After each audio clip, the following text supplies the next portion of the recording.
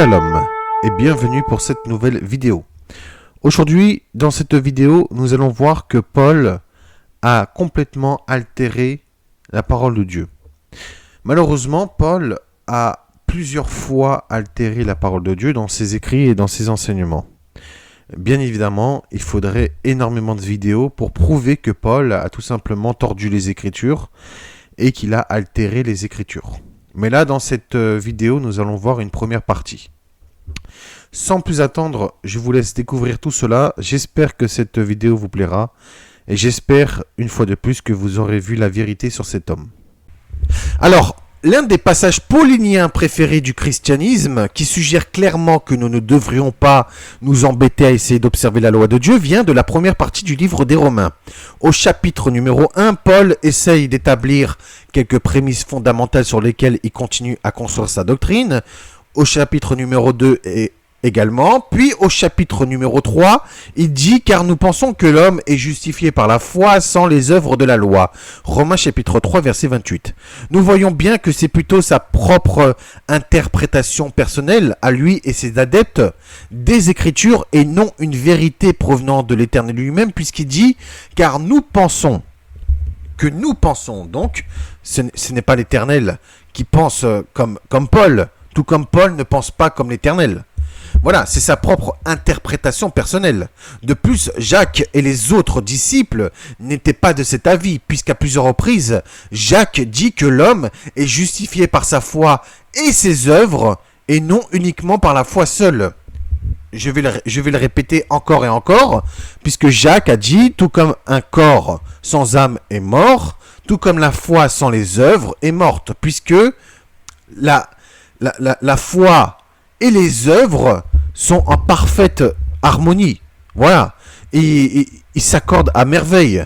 Voilà. Les œuvres perfectionnent la foi. Il n'y a pas de foi sans les œuvres, tout comme il n'y a pas d'œuvre sans la foi. Tout simplement. Donc, Paul, c'est sa propre interprétation personnelle. Voilà, c'est lui-même qui pense, mais pas les autres ni l'Éternel lui-même. Alors, quand quelqu'un suggère à un chrétien que la loi de Dieu est toujours valable aujourd'hui, l'une des premières défenses pour réfuter la suggestion vient de Romains chapitre 3. Nous sommes rapidement informés par la lettre de Paul que personne n'est capable d'observer la loi et tous sont coupables de l'enfreindre à jamais et sont donc coupables et injustes devant Dieu à jamais. Paul, dans Romains chapitre 3, versets 10 à 18, avance un recueil de 6 citations de divers contextes des premières alliances pour mettre l'universalité du péché et de la dépravation humaine à toute l'humanité entière pour se reposer une fois pour toutes dans sa doctrine mensongère. Je vais vous lire le passage de Romains chapitre 3, versets 10 à 18, et ensuite, je vais vous dire d'où vient le problème. Alors, il est écrit, dans Romains chapitre 3, versets 10 à 18, « Selon ce qui est écrit, il n'y a point de juste, pas même un seul.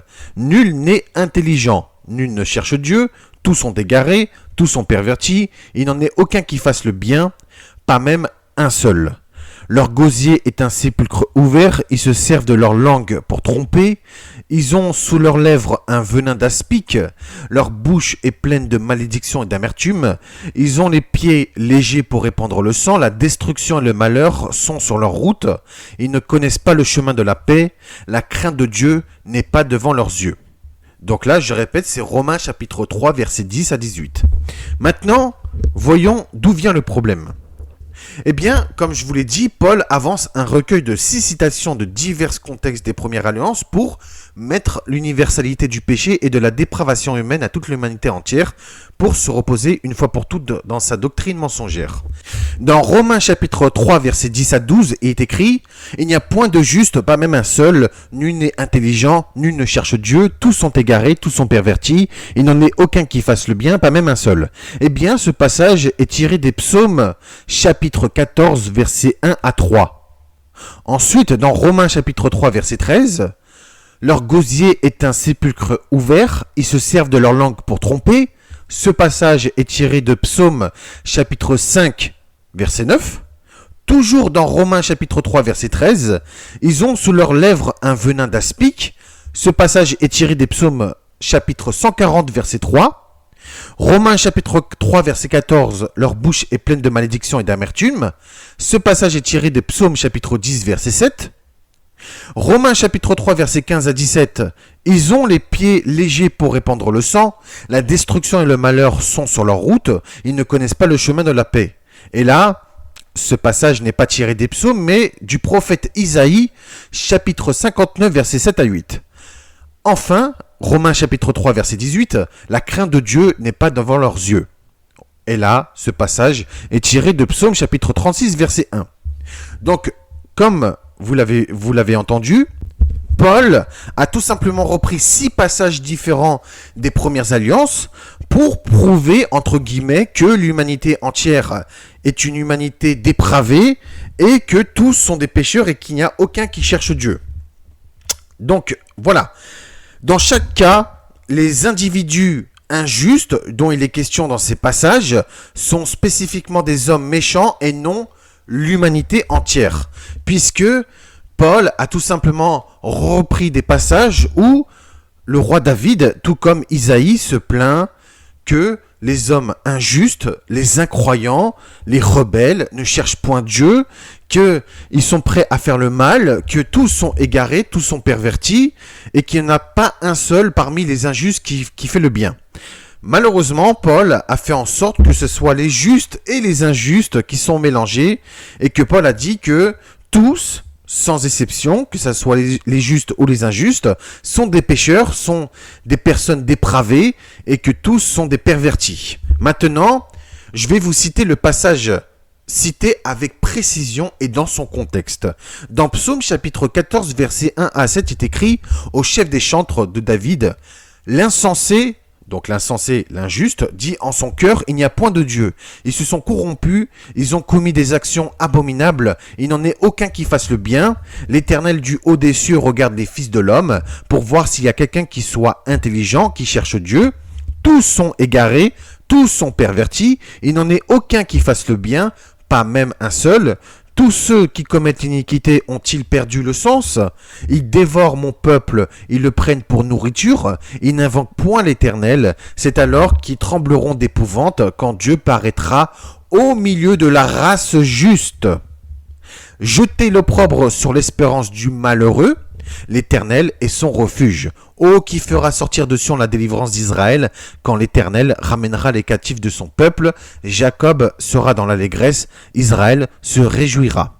Dans ce psaume, David parle spécifiquement des injustes, des incroyants, puisqu'il n'y a aucun parmi eux qui fait le bien. David ne parle pas de chaque être humain, donc de l'humanité entière, comme Paul veut nous le faire croire. Il parle d'un groupe distinct de personnes qui décrit comme des imbéciles, des athées, des travailleurs d'abomination, des corrompus, des ignorants et des travailleurs de l'iniquité. Bien sûr, aucun d'entre eux ne fait le bien, puisqu'ils sont tous injustes, incroyants, qui sont prêts à faire le mal à n'importe quelle occasion, et qui dévorent le peuple de Dieu comme s'ils mangeaient du pain. Vous voyez ? Bien sûr, aucun d'entre eux ne fait le bien.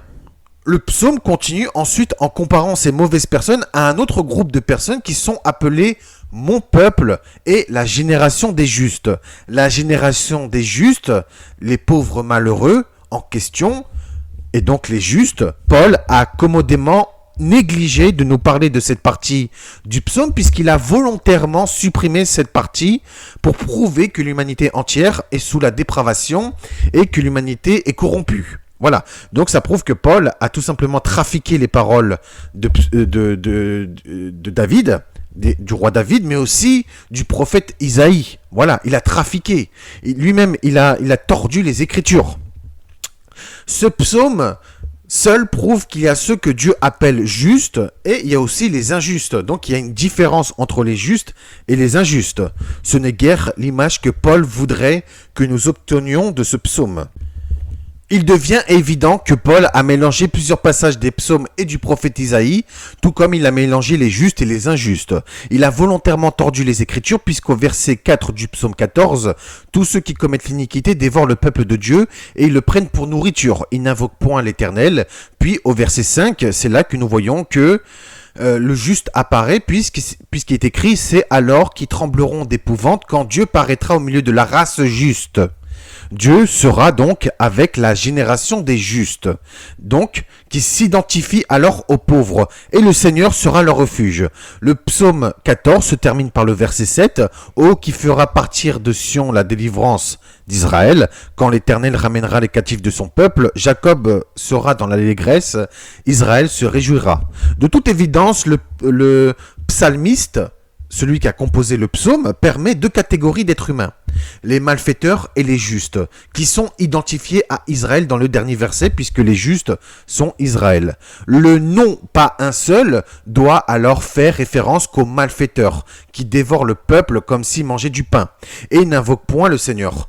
Probablement des païens, contrairement à Jacob et Israël. N'oublions pas que Paul est l'apôtre des païens, et que Paul a prêché l'esprit des Romains, et non l'esprit des Hébreux.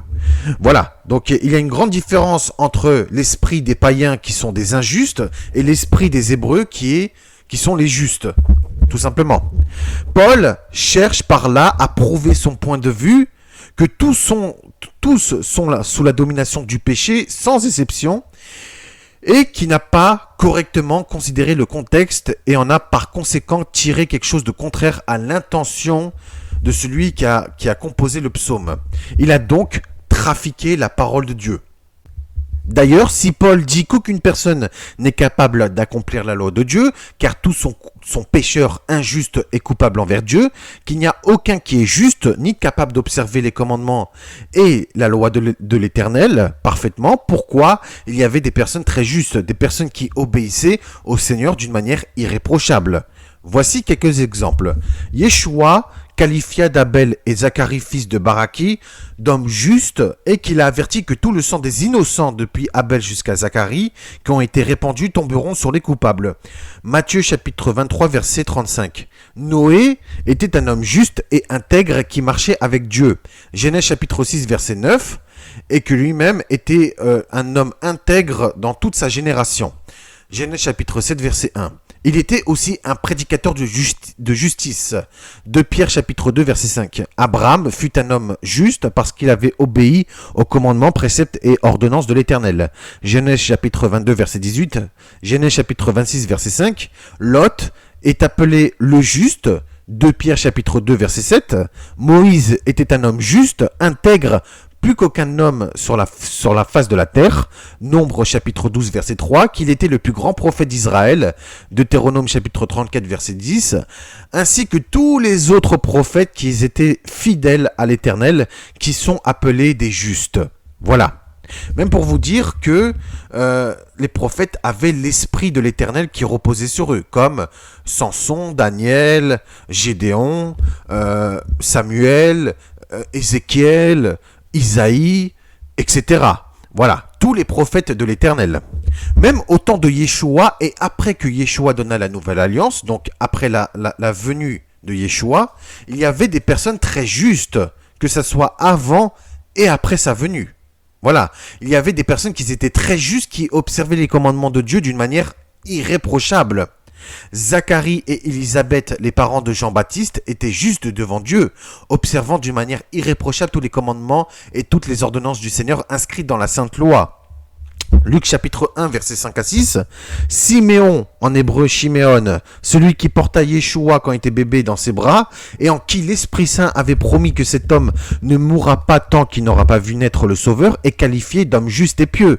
Luc chapitre 2 versets 25 à 26.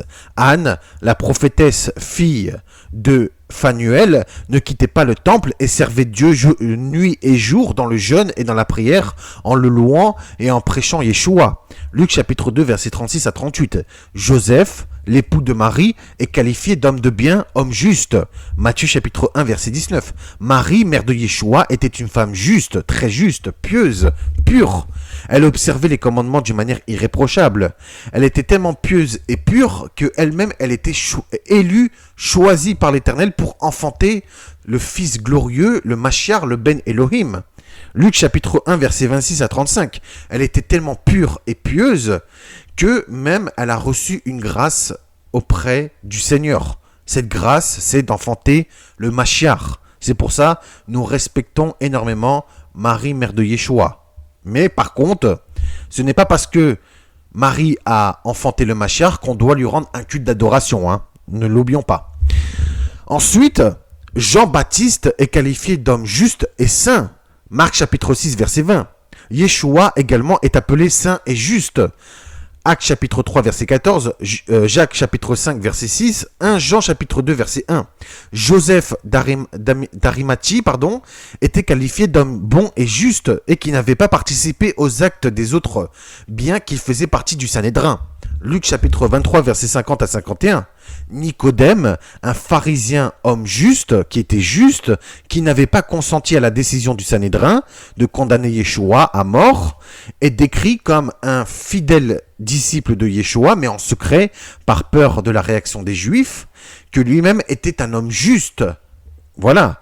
Et même Jacques, frère de Yeshua, est qualifié de juste, d'où son nom Jacques le Juste, ainsi que Étienne, Antipas, le témoin fidèle de Yeshua, et ainsi de suite. Donc, il y avait des justes avant la venue de Yeshua, et il y a des justes après la venue de Yeshua. D'ailleurs, si nous regardons dans les premières alliances, le mot juste au singulier apparaît plus de 165 fois. Ensuite, le mot juste au pluriel, donc des justes, apparaît 80 fois dans les premières alliances. Donc ça prouve qu'il y avait des justes avant la venue de Yeshua et qu'il y avait des justes après la venue de Yeshua. Donc voilà, Yeshua déclara, je vous le dis en vérité, beaucoup de prophètes et de justes ont désiré voir ce que vous voyez et ne l'ont pas vu. Matthieu chapitre 13 verset 17. Preuve que Yeshua a bien confirmé qu'il y avait des justes avant sa venue et que eux-mêmes attendaient la venue de Yeshua. Que eux-mêmes ont désiré voir la venue de Yeshua, mais malheureusement ils ne l'ont pas vu. Voilà. De même, David, le roi David, a dit « Car tu bénis le juste, ô Éternel. Tu l'entoures de ta grâce comme d'un bouclier. » Psaume chapitre 5, verset 12. Ou bien « Les justes posséderont le pays et ils y demeureront à jamais. » Psaume chapitre 37, verset 29. Et ils y demeureront à jamais, excusez-moi pour la prononciation. Et même pour vous dire, dans Apocalypse chapitre 19, verset 8, le lin, la matière, le lin, dans le royaume des cieux, dans le royaume céleste, est représenté comme étant les œuvres justes des saints. Donc ça prouve qu'il y a des saints dans le royaume des cieux. Donc si Paul a dit que personne est saint et personne est juste auprès des yeux de l'Éternel, que tous sont coupables, tous sont pécheurs et tous sont condamnés, pourquoi il y a des justes dans le royaume des cieux et qui sont des saints? Voilà, si tous sont coupables, que personne, il n'y a aucun qui fait le bien, pourquoi il y a des justes qui sont considérés comme des saints dans le royaume des cieux?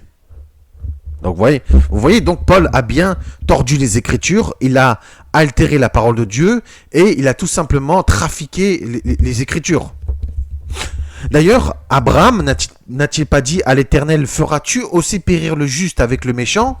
Genèse chapitre 18, verset 23, qui ensuite l'Éternel répondit, si je trouve dans Sodome 50 justes au milieu de la ville, je pardonnerai à toute la ville à cause d'eux. Genèse chapitre 18, verset 26. Donc l'Éternel était prêt à pardonner s'il y avait des justes. Malheureusement, comme vous pouvez le savoir, il n'y avait aucun juste, à part Lot et sa famille, que malheureusement, la femme de Lot, par curiosité, lorsque l'Éternel a détruit Sodome et Gomorrhe par le feu et le soufre, une pluie de feu et de soufre venue du ciel, l'Éternel avait bien dit de ne pas se retourner.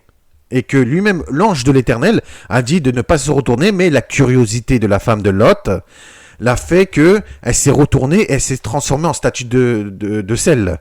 Voilà, comme quoi la curiosité peut malheureusement faire tomber quelqu'un.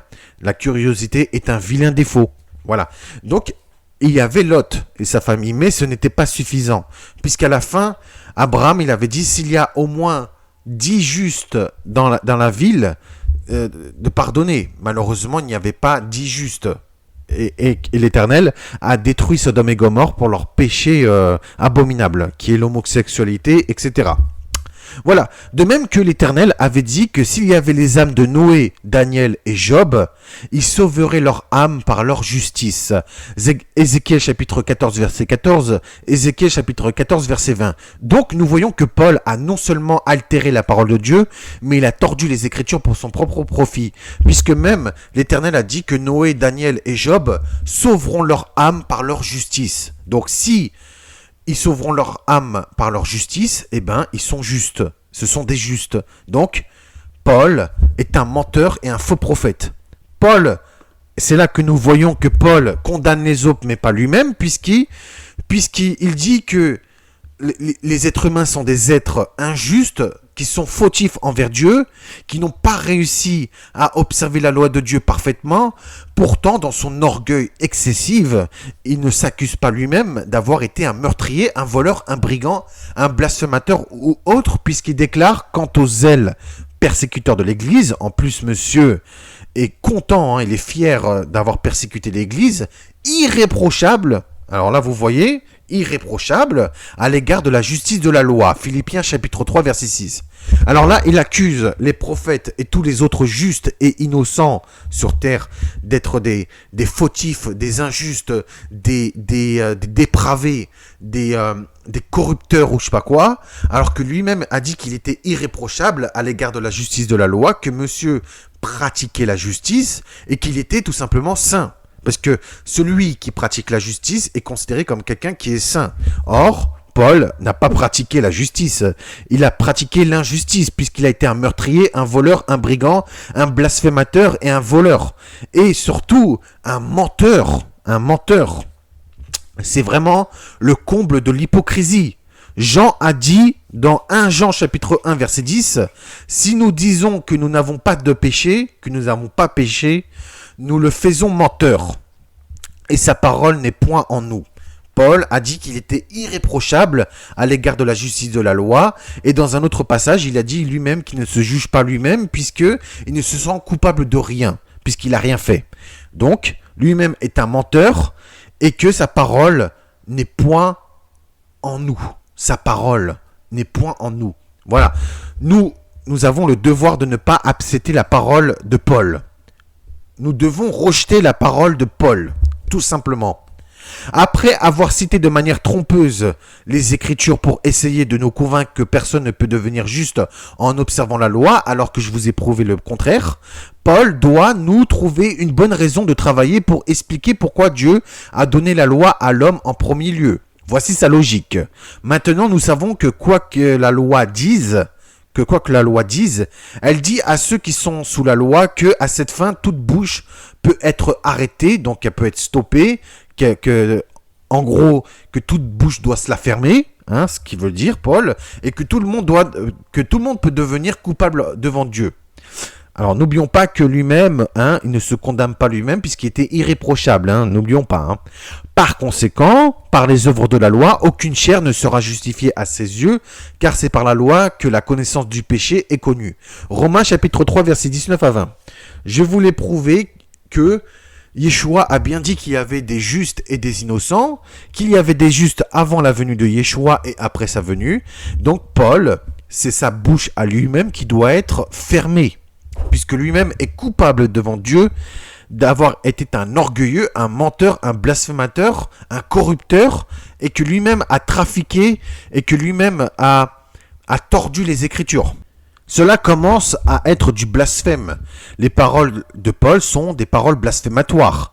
Paul, en plus, doit trouver une raison à l'existence de la loi après avoir démoli la vérité à ce sujet. Devons-nous vraiment croire que c'était le dessein de Dieu de rendre tous les hommes coupables devant lui en établissant une loi qui savait que les hommes ne pouvaient pas observer? Si Dieu rendait intentionnellement sa loi impossible à observer pour les hommes, cela ferait de Dieu l'auteur de l'injustice à plusieurs niveaux, mais ce n'est pas le cas, puisque l'injustice de l'homme ne doit pas être imputée à l'Éternel, puisque l'homme est lui-même coupable de ses propres fautes, de ses propres péchés. Voilà, l'homme lui-même a le libre arbitre. C'est lui, l'homme, qui est fautif et qui est responsable de ses propres fautes. Dieu n'est pas responsable des fautes de l'homme. Si un homme refuse d'obéir au commandement du Père, c'est parce que c'est l'homme qui a voulu. L'Éternel notre Dieu nous a donné des lois pour qu'on se comporte bien, il nous a donné des règles pour qu'on se comporte bien dans la vie de tous les jours, voilà, pour pas qu'on fait tout et n'importe quoi, voilà, s'il n'y a pas de loi, c'est l'anarchie totale, c'est pour ça que Paul a dit que nous ne sommes plus sous la loi, c'est totalement faux, nous sommes toujours sous la loi. Quand vous allez dans un pays où vous séjournez, vous êtes soumis aux lois du pays. Vous ne pouvez pas faire tout et n'importe quoi, sinon c'est l'anarchie. Sinon il y aurait des émeutes partout, il y aura le pays sera au feu et à sang, tout simplement. Voilà, donc quand vous allez dans un pays, vous êtes soumis à des lois. Si vous faites n'importe quoi, c'est vous-même qui êtes responsable de vos fautes. Ce n'est pas le pays qui est responsable. Eh bien, c'est pareil pour l'Éternel. L'Éternel, nous sommes soumis à ses lois. C'est tout à fait normal. Si nous faisons n'importe quoi, c'est nous-mêmes qu'on a décidé de ne pas obéir à ses lois. Donc, on est responsable de nos propres fautes. Ce n'est pas l'Éternel qui sera responsable de vos propres fautes. Tout simplement. Donc, Paul a tort à plusieurs niveaux. L'injustice de l'homme doit être imputé à l'homme lui-même. Donc l'homme, et s'il est injuste, eh bien c'est l'homme lui-même qui est injuste et non l'Éternel, puisque l'Éternel est juste même dans ses jugements. C'est un Dieu juste qui jugera avec justice et équité. Ce n'est pas un Dieu injuste et qui jugera avec iniquité. Il n'y a que l'homme qui juge avec iniquité, tout simplement. Alors, si on est familier avec la philosophie grecque que Paul, n'oublions pas qu'il était un gréco-romain, hein, et comment elle dépeint le bien et le mal, non pas comme des ennemis en compétition les uns avec les autres, mais comme des partenaires où le but de chacun est d'établir l'autre. Cela brouille effectivement toutes les lignes de différence entre les deux, et finit par rendre le mal bon et le bien mauvais. Les doctrines de Paul sont pleines de ces absurdités. N'oublions pas que Paul a prêché des doctrines gréco-romaines et que lui-même a fait ce que fait la philosophie grecque, c'est qu'il a mélangé le bien et le mal. Voici ce que Dieu dit à propos de ce genre de philosophie et donc ce que l'Éternel pense également de la doctrine de Paul. Dans Isaïe chapitre 5 verset 20 est écrit « Malheur à ceux qui appellent le mal le bien et le bien le mal, qui mettent les ténèbres pour la lumière et la lumière pour les ténèbres. Le bien et le mal ne sont pas des partenaires, ce sont des ennemis. Seul le mal veut que les gens pensent que le bien s'est associé au mal. Dieu n'a pas donné la loi pour s'assurer que le monde deviendrait coupable devant lui. C'est tout simplement fou.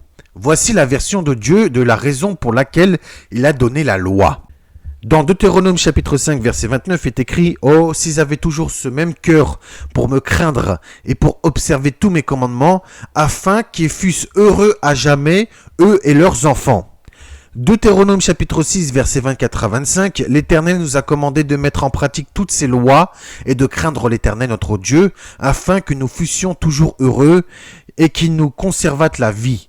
Comme il le fait aujourd'hui. Nous aurons la justice en partage si nous mettons soigneusement en pratique tous ces commandements devant l'Éternel notre Dieu comme il nous l'a ordonné. D'ailleurs, Paul a dit que la justice ne s'obtient pas par la loi. Pourtant, dans ce passage, dans Deutéronome chapitre 6, versets 24 à 25, il est écrit « Nous aurons la justice en partage si nous mettons soigneusement en pratique tous ces commandements devant l'Éternel notre Dieu comme il nous l'a ordonné. » Donc, ça prouve que la loi, la justice s'obtient aussi par la loi. Voilà. Bien. C'est la fin de cette vidéo. J'espère que cette vidéo vous aurait plu et j'espère que vous aurez vu la vérité sur Paul de Tarse une fois de plus. Là, vous avez vu que Paul a trafiqué les Écritures, il a tordu les Écritures et il a tout simplement altéré la parole de Dieu. Donc, c'est un menteur et un blasphémateur. Comme d'habitude, je vous dis à très bientôt pour une nouvelle vidéo si Dieu le veut. Et en attendant, portez-vous bien, prenez soin de vous et de vos proches, c'est très important. Shalom, merci de m'avoir écouté.